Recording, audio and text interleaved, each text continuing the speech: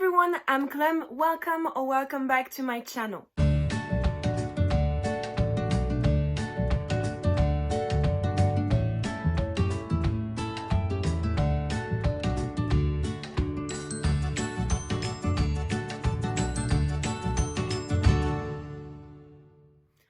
Today I'm going to be something that I've been doing on my TikTok, and I had a lot of fun doing it, and I thought I might as well do that in a video.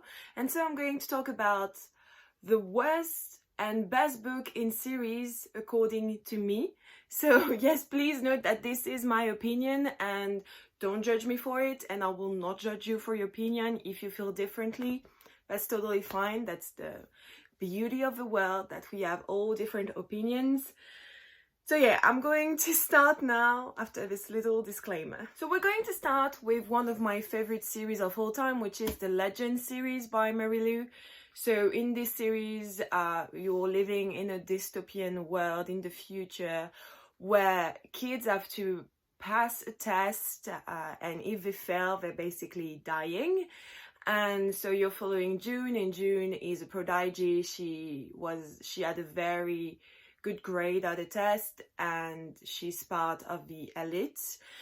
And on the other side you have Day, and Day is a criminal, and at the beginning of the book, the brother of June is going to get killed, and everyone thinks it's Day, so June is going to hunt Day to avenge a brother, but actually it was not him, and so they're going to work together to destroy the government. So for me, the best book in the series is definitely Prodigy. So this is the second book, because I love what's happening in Prodigy. The first one is great because you have, like, everything is setting up, you meet the character, you discover the world. But in the second one, things get real, and you're really going into, like, the part that is about destroying the government, and I love the plan they make. And also they're going outside of, like, their city and their world in a way, into something they've been talking about for a long time in the first book, and so you get to see that. I really loved it. And there is a part, and I'm not going to explain what it is because it's a spoiler, but there is a part where something happens to June, and it got me, like, anxious. There was so many angst. I love it. And the ending of this one is also awful. It broke my heart, and I just love it. I feel for me it's the best one concerning action, characters development, characters relationship. Like, I love it. But the worst book in the series is Rebel. So this one was not planned at first. Like, this came out 1 or 2 years ago, and it was a huge surprise. Like, Mary Lou announced that she was going to publish one last book in the series, and I didn't really like it because for me it was not what I wanted. Because when you finish Champion, the last book in the trilogy, you want something, okay? Something happens at the end and everyone wants the same thing, and it wasn't that. It was good, okay? It's a Mary Lou book. It was still good. I still enjoyed it, but I could have lived my life perfectly fine if I hadn't read this book. Because in this one, the main character aren't June and Day anymore. It's the brother of Day that you see a lot in the original trilogy. So it was interesting, but I didn't really care for him, and I just wanted to see June and Day, and they're just doing some little cameos throughout the stories, and it's not what I wanted. So it was not really necessary. Next, we're going to talk about the Lunar Chronicle, again, one of my favorite series. And for me, the best one is definitely Cress, the third book in the series, just because it is, I think, the funniest book in the series, because you're following Cress. And Cress is a very quirky main character. She's very different from Cinder and Scarlet, who were the two previous main characters in the two previous books. So she's very different from the two of them because she's not at all badass. She doesn't fight. She doesn't know anything about the world, just because she was locked inside a satellite for her whole life. So she doesn't know anything. and I thought it was super interesting. And also she has this love story or thing with one of the characters, and they're so funny because for a huge part of the book they're just the two of us lost in the desert, and a love interest is so funny. I love him so much. He's one of my favorite side character ever, so I really liked it. And it's a big book, and in this one also things starts to add up, and they, like, all the characters are going to meet and you're going to see where everything is going, and it's the last time everyone is happy before the mess that is winter. And for me in this series, the worst one, and it's not really awful, it's just that I had to pick one, it's Scarlet, so the second book in the trilogy. And don't get me wrong, I love Scarlet, I love Wolf, but if you compare it with the other book in the series, it is the worst one, because it's not even that worse, that bad, I mean. So I love it. It's just that compared to the first one, Cinder, it was super funny and I really liked what was happening. And Crest, that I just talked about, Scarlet is a little bit there when all the other are here. And I think it's because it's completely disconnected from Cinder, okay? So you just finished Cinder and you want to learn to know more, but Cinder is not here for most of the book, and you don't really see the link until a certain point in the book. So it's still enjoyable. I still loved it. I remember reading it for the first time. I remember I was so into it, but it's a little disconnected from the other book. So that's why I think I picked it for the worst book, but once again, it is good. Now I'm going to talk about the Hunger Games series because it is no longer a trilogy, and for me the best one is obviously Catching Fire. Like, do I have to explain to you why Catching Fire is the best book in this series? Like, even if the arena part, which is the most interesting thing and the most genius thing that was invented, even if it's just like a small part in the book and the biggest part of the book is about the tour, it was still great, because even if the tour is less interesting than the arena, I loved seeing all the different districts, and you also get to understand the state of Panem and how everything is going to lead to rebellion, and how Katniss is going to want to rebel even more after she saw everything. And the arena, as I said, is one of the best things that was invented. The fact that this freaking arena is a clock and they have to get it, like, to understand if they don't want to die. It was genius. I loved it so much. And of course we get Katniss and Peeta moment and kiss. Love it. The ending was amazing because when you finish it, you're like, what? Of course, I'm happy that I didn't have to wait to read the next one, because if I had to wait for the next one, for Mockingjay to come out, I would have gone crazy, because you literally end the book and the District 12 is gone and a lot of people are dead. You don't know where is Peeta, you don't know what's happening, your heart is broken. So yeah, definitely the best one. And of course, the worst one has to be The Ballad of Songbirds and Snakes.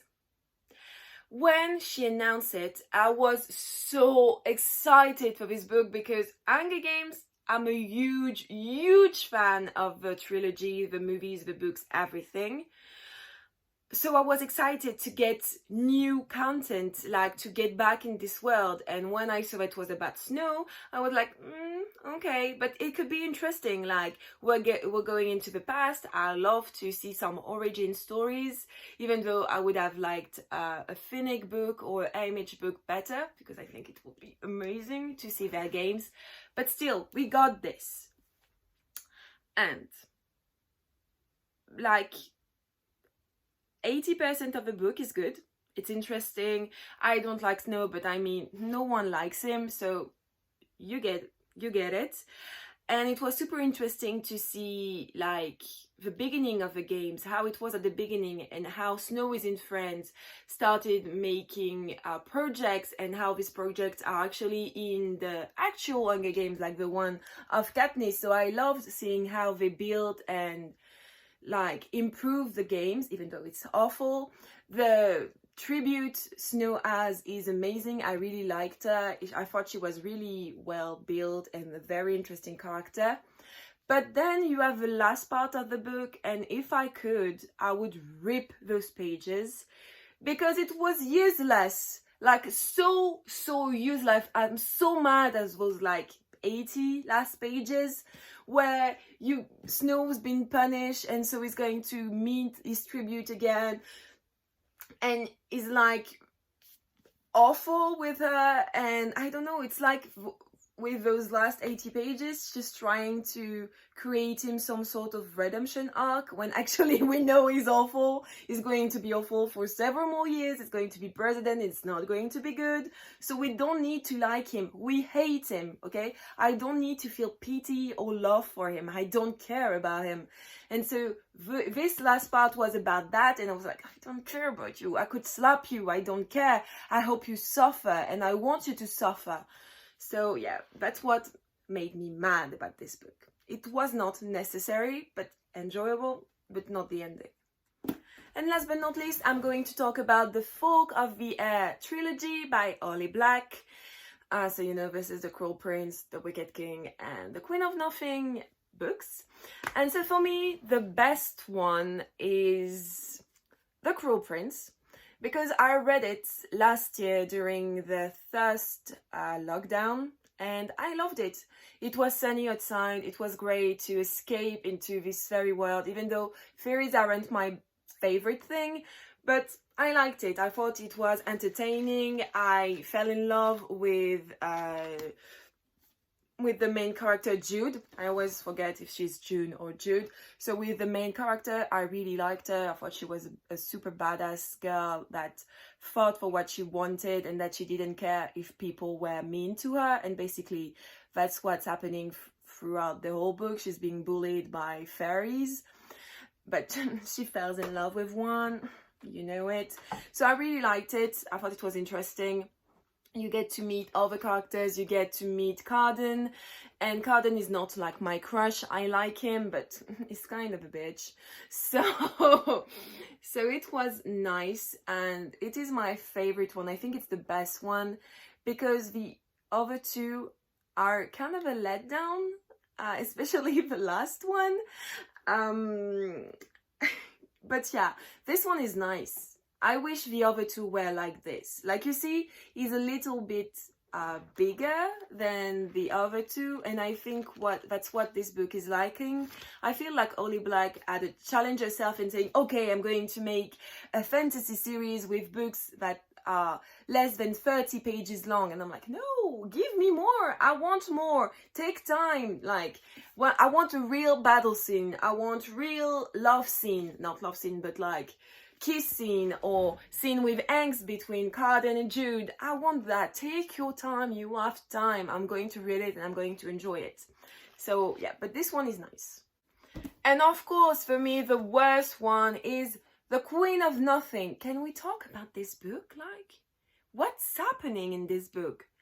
Like, for the two previous books, they're talking about how this huge battle is going to come, how everyone is ready, making alliances in order to kill each other. So I was expecting in this very, very short book to have a huge battle scene where everyone was going to die or at least be in danger. But no, nothing happens. Why? Why? Because Carden turned into a freaking snake. Like, when that happened, I was like, okay, I got the wrong copy of the book. What's happening? Are you kidding me? This is coming out of nowhere. And like for 100 pages, now the problem is no longer the war that's coming. It's turning Carden back into a human. Like, are you serious? We didn't need Carden to be a snake. it brings nothing to the story except that Jude is going to try to save them, and she's the queen, so she has to be respected, and she's the one like taking decision. I don't care. I want a battle. Because even after that, when he goes back into a fae, like the battle is like, oh yeah, stop. Like it's like one chapter and you're like, and it's a small chapter. And so I was like, okay, I'm bored. I don't really care. This is a fantasy series and I need battles. I need sword fight. I need betrayal. I need magic. I mean, I got magic, but not the magic I wanted. So yeah, it was a huge letdown. I was so sad with this one because it started great with Jude, with the thing in the snow, like where you see the enemy side. I liked it, but yeah, after, I don't know what happened. I think she drank too much tea and she forgot what she was writing, and so yeah, I didn't like it. Like, not at all. No, I mean, I had a great time. Just, I wish this was not the last book, because let's be honest, for a last book, how long it is? It is 305 pages. How are you concluding a fantasy series in 305 pages? 305 pages. Like that, you end up with the main character turning into a snake. So yeah, that was, I think it's going to be the first part of a series that I'm going to do, like where I talk about my best and worst book in series. Let me know if you liked it in the comments down below. I would love to know. Let me know if you share some of my opinions on these books. And if you don't, I also would love to talk about that. Like, tell me why Queen of Nothing is your favorite book in the series. I would love to know. Maybe I missed something. Anyway, I'm going to leave you here and we'll see each other next time. Bye everyone!